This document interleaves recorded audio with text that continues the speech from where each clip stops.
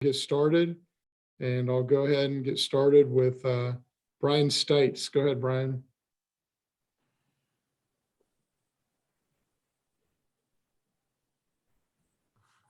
Brian, are Hey, you Kyle, there? why don't I just start with a statement before we just jump to go questions? Go ahead, Jim. Got it. Well, listen, thanks everybody for being here, and we appreciate you taking the time. I know there's lots of questions, and Kyle talked about a postponement, but really it's not a postponement, it's a reschedule of our game from this weekend till the 4th of December. And we're excited that both USC and Cal could agree that we still want to play this game, and we want to do it for our student athletes. For Cal, it's really important because it's our last home game and it gives us a chance to celebrate our seniors. So I'm grateful to Mike Bone, who just was a true partner throughout this, and I'm thankful to USC for wanting to play this game as well. I think for me, this has been, as hard of a time to navigate as I've ever had during, an AD. To see our staff frustrated, our student athletes frustrated, it's just challenging. And I think every one of us over the time that we've been, on the earth during the last 2 years has had challenges with their families, challenges with their life. And this is one of those where negotiating it and coming up with a great solution has been really hard for our kids and for our department. So we're happy we were able to reschedule. I'm happy to talk to the group, and certainly if everyone would mute their mics, it would be great help for all of us. So thanks, and Kyle, I'm open to questions. Great. We'll go ahead and get started. Brian Stites, if you are there, go ahead.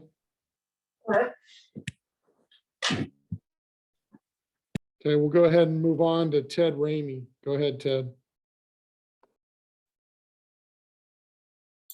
Yeah, if you could just bring us up to speed on everything, the decisions that, or the background of the decisions in terms of the rescheduling and essentially how that was concluded.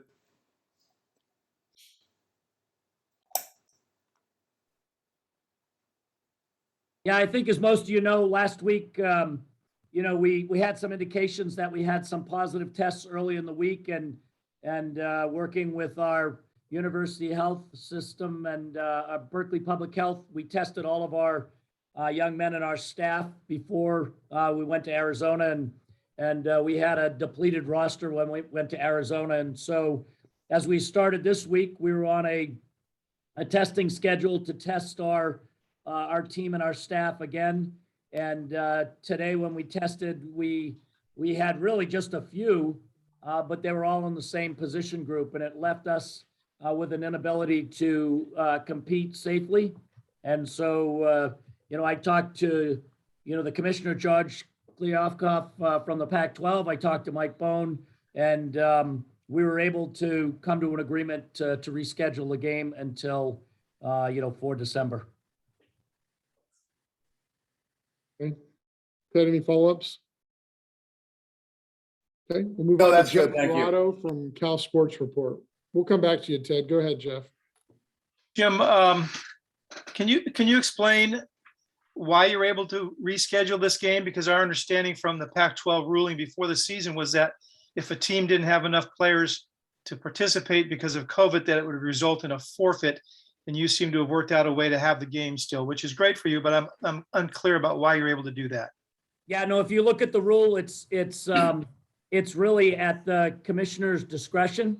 So he has that discretion to be able to reschedule if both schools agree that it's in the best interest of their student athletes. And that's exactly where we were today. If I can ask you a follow-up question. Your players, a couple of them, at least yesterday and today on social media, indicated they thought it was sort of moving goalposts last week. They said they were told that the testing was not mandatory, but that they would forfeit the game if they didn't get tested, or they wouldn't be able to play. Can you shed a little light on kind of where that was, and are they correct, or what happened there? Yeah, first of all, I will say it couldn't be any more confusing during these times where you're trying to figure out how to do the right thing and what is the right thing. So, I applaud our student athletes for being vocal and wanting to be able to, wanting to know what's going on. The bottom line for us is that, Jeff, wait, let me ask the second part of the question before. Sure, they seem to feel like Oh, the they're being goalposts were told two moved. different things. Yeah. And what I would say is the goalposts have been the same since we started this. We've got a university health system with medical doctors who are our experts, and we've got the same type of expertise at Berkeley Public Health. And throughout the entire pandemic, 2 years, the University of California, Berkeley has accepted recommendations from Berkeley Public Health on how to deal with this pandemic safely. And that's exactly what we did last week. They gave us recommendations, and we implemented those recommendations to keep our kids safe. Well, if there was nothing changing, why did the players and why even was Justin Wilcox seemingly so upset Saturday night at what was going on? I'm not sure what you're talking about as far as Saturday night. He seemed quite frustrated about the communication lines from the university and from the city of Berkeley. Well, I can't speak to that. I know he was frustrated because he loves to prepare our team and go out and win games. And when you have to play with 25% of your players not there, that's going to frustrate anybody. So I don't want to speak for Justin on that. Thank you. Yep. Thanks, Jeff. We'll go to Kyle Bonagura from ESPN. Hey, Jim. Hey, Kyle.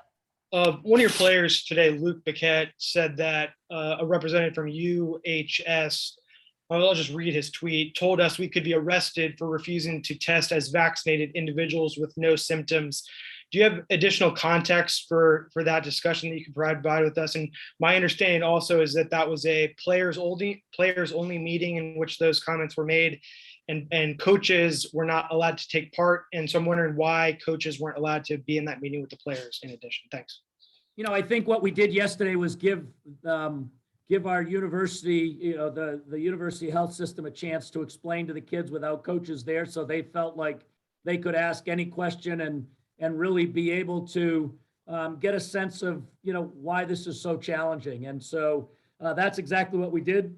We left. We had Dr. Anna Hart and then all of our players in the auditorium, and they asked exactly the kind of questions you'd expect incredibly intelligent student athletes from Cal to ask. And I think one of the questions really, and again, I wasn't there, but dealt with, what are the repercussions if you don't follow, the public health orders? And I think she started and worked her way all the way down to, ultimately what happens if someone continues to refuse, to follow public health orders, is my understanding.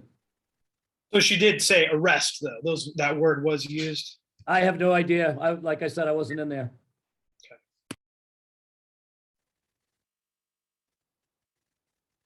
Okay, we'll go to David Bush from Bear Insider. Hi, Jim. I know you can't predict the future, but I'm going to ask you to anyway. What's it look like for the games going forward? Do you have any feeling about the chances for the big game and the UCLA? Yeah, in fact, not only can I tell you, I can tell you the scores if you would like to, if that would help. I really feel good. We've tested every one of our student athletes now 3 times, and we can see that we're at the back end of this. We're going to stay vigilant, but I'm very confident that, when we kick it off next week and start preparing for Stanford, we're going to be in a great spot. Thanks. Okay, we'll go to Trace Travers with Rivals. Go ahead, Trace. Scratch mine, Kyle. I'm good for the moment. Okay. We'll go to Rick Chen. Go ahead, Rick, and if you could also identify your organization. Thank you. Yep, this is Rick Chen from Right for California. Director Knowlton, can you clarify between how many players are affected by a potential quarantine or isolation order versus actually testing positive for COVID-19? Yes, everyone that wasn't in the lineup last week and wouldn't have been in the lineup this week are all COVID positive. And you know, for us, we're 99.5% vaccinated. And yeah, and everyone who didn't make the trip was a positive. It wasn't because of contact tracing. Thank you. Okay, we'll go to Jonathan McCall from Channel 4. Can scratch my question for now.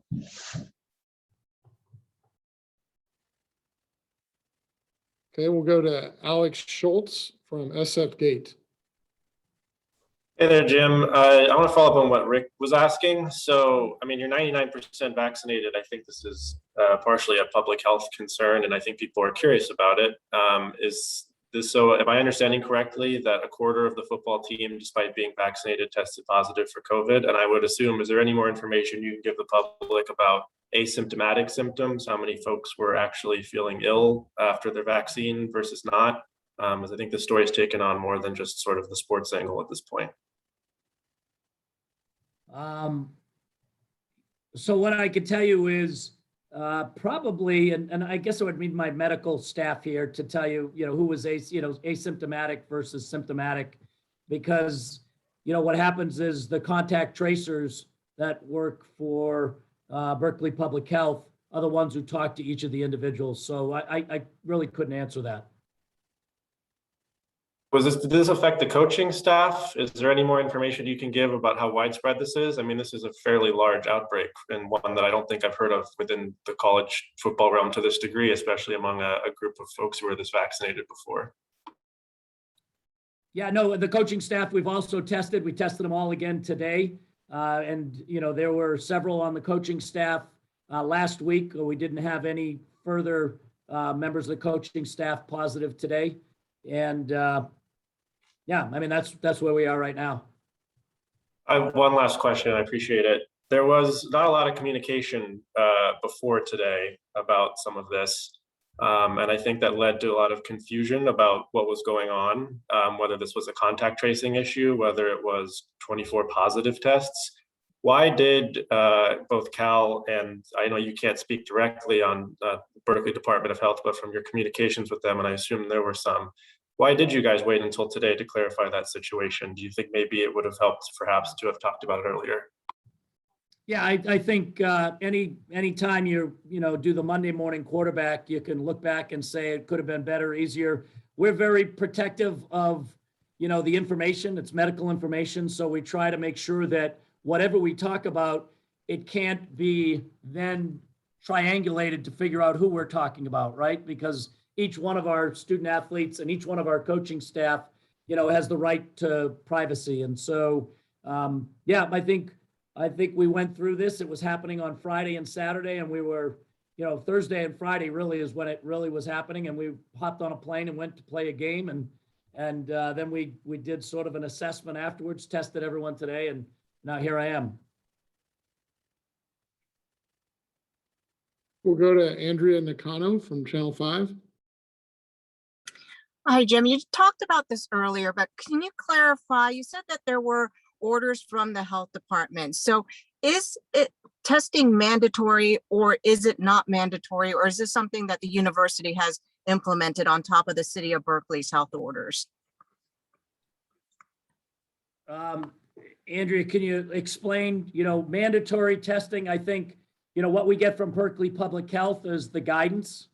And at the university, we follow Berkeley Public Health's guidance, and then we implement their guidance. And you know, in this case, it was to test the team twice. So whether you call that mandatory, whether it's guidance, we're obviously following the experts' guidance as we implement, you know, how to bring 45,000 students back to campus safely. So guidance is kind of a mandatory testing program then for the university, at least for the football program. Right, and that's, I think, the guidance that they've been given for all students over this time is what the university has implemented. Thank you. Yeah, thanks. Okay, we'll go to Fidel Jacobo from NBC Bay Area. No question. I'm just here. Okay. We'll go to Josh Dubo from AP. Jim, have players been vaccinated players been regularly tested throughout the year, or did it just start last week when you had symptomatic players? So, early on in this, we were testing them every single day. And then as we got into the season, we began testing anybody who was systematic or symptomatic. And that's really how we've worked our way through the season is symptomatic, any symptoms, we immediately test. We have the availability, right here on campus, and that's how we've approached it. Okay. We'll move on back to Jeff Ferrato from Cal Sports Report. Yeah, Jim, just a matter of math. 99.5% you said are vaccinated. Does that mean that you have just one person in your football program, perhaps, who's not vaccinated? I think it was actually two, but they both had COVID. So, however you do the numbers, I think it went down to one where we said we have 117 and we had one, so it's 99 point something %. But there are two people in the program, players or coaches, who are not vaccinated. Well, yeah, and they had COVID, so they didn't, they weren't going to get vaccinated because they had COVID. Oh, so they decided that made them safe then? I don't know if they decided or, that's beyond my pay grade. That's the medical part of it. Okay. Thank you, Jim. Yep. Thanks, Jeff. Okay, go back to Trace Travers from Rivals. Yeah, Jim, to carry on with what Josh asked about with you guys testing symptomatic players every week, is it fair to say that asymptomatic players, no matter if maybe more than one or two guys tested positive prior to this past week, asymptomatic players weren't being tested at all? Well, asymptomatic would be tested if we had someone and we contact traced an asymptomatic person. That's how this started. We had one person who was symptomatic, and then we contact traced, and anybody who was asymptomatic then was tested, and that's how we have done it all along. All right, thank you. Thanks, Trace. Okay, we'll go back to Kyle Bonagura from ESPN. Yeah, I want to go back to the meeting with the players. I was told that initially they were informed that there was a mandate from the city of Berkeley or the health department of Berkeley that they had to be tested. But then Dr. Hart then met with the players again and said, actually, she was wrong the first time when she said that was the case. So I'm wondering how that miscommunication, happened. Well, I think, I don't know if it's a miscommunication. Maybe there is. It's truly the guidance from Berkeley Public Health is followed by the University of California, and then we execute the guidance. So, I'm not, I'm sure there's confusion because this week of dealing with all of this has been confusing to all of us, but that's where we are. So what would have happened then if the asymptomatic players last week said, no, I'm not willing to get tested? What would have happened? They probably wouldn't have been able to play. They wouldn't have been able to play? No. Okay. And whose decision would that have been? Well, it would, yeah, that's a good question. It would be, you're not following Berkeley Public Health's guidance, which is executed by the University of California. And, ultimately, I would be the one who would say we're implementing what University of California has said, and you wouldn't be able to play. So you would have told the players, just to be clear, that would have been your call, that they wouldn't have been able to play if they didn't submit to the test. Yes. Yep. Okay, Jim McGill from Bear Insider. Hey, Jim, a couple questions. Number one, beyond the state and county guidelines, who's the main driver of policy with any decision to go beyond the regular guidelines? Would it be City of Berkeley, UC Public Health, or an agreement between the two? Well, I laugh because when I think about who's kind of given us guidance, we've got the state guidance, we've got Cal OSHA guidance, we've got NCAA guidance, we've got Pac-12 guidance, we've got UHS guidance, and we've got Berkeley Public Health guidance. So, yeah, I'm not sure, Jim, do you mean who trumps who, or, this, and I don't think I included CDC guidance too, which is another part of this. Well, yeah, essentially, because it seems that this might have been taken a step more precautionary beyond the standard guidelines that we've seen out there. Who would be the driver in that? UC Health or City of Berkeley? Yeah, I'm not sure, who's the driver. I think we've been living by, this guidance for, the better part of 2 years now. And the university has been implementing it, and we've done very well in the area. But I don't think there's anyone that would not agree that maybe California has been more conservative, and then, this area has been more conservative, but it'd be hard to argue with the results. So I don't think anyone's taken it further, but again, that's beyond me. I'm just here to execute and support the guidance that we get. And a follow-up question, have medical authorities made it clear how common it is for breakthrough COVID?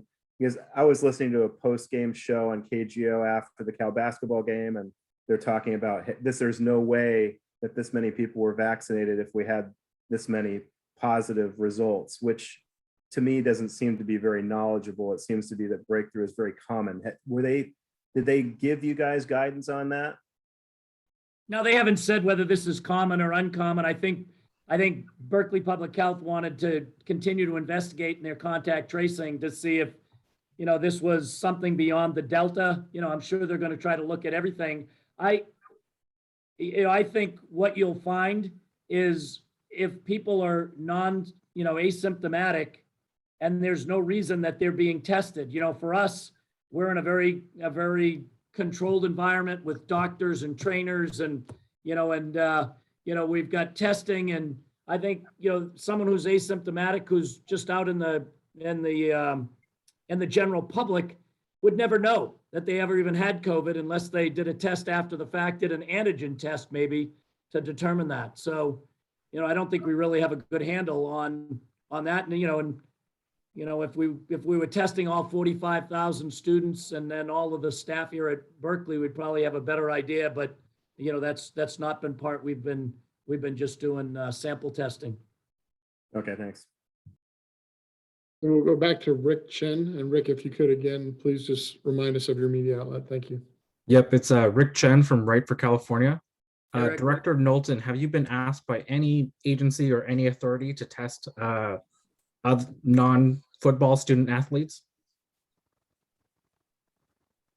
Non-football, have I been asked to test non-football Yes. student athletes? Are student athletes outside of the football program participating in this regular testing? And have they been for the last month or so? The whole university is doing testing. I think we do 8,000 tests per, it's either week or month. I talked to our medical director, and he said that, that's kind of the battle rhythm of the university is they're testing 8,000. And I could get back to you, Rick, on whether it's monthly or weekly. Or ready to clarify, are basketball players and other student athletes also at the same kind of standard or kind of time schedule? Yeah, we're doing the same thing for all our sports. If you have someone who's symptomatic, we immediately test, contact traced, and they get tested as well. Got it. Thank you, Director. Okay, we'll start kind of trying to wrap up here. If you do have final questions, let me know in the chat. I've got a couple more here pending. Go to Alex Schultz of SF Gate. Yeah, one more follow-up, sort of on the logistical front. Something else that was floated around, there was rumors swirling that some of these players had tested positive earlier in the week, and then by the time of the game had tested negative. Can you shine a light on what happened there? Is that something that actually did happen? Is that a rumor that was false? Is there anything you can tell us on that front? Yeah, I think one of the things we originally were trying to investigate is if we could test out of out of COVID, so if you test positive, instead of going in for 10 days, could we at 7 days test out? And, And then Berkeley Public Health let us know that because of the CDC, there is no testing out. We know that the pro teams are doing that, but they've been given special permission to do that. But, the college teams have not. But sorry, last follow-up, I promise. Does that mean that there were guys who did take the test and ended up testing negative? Or it was sort of, I understand it was immaterial, but did that happen on the day of the game?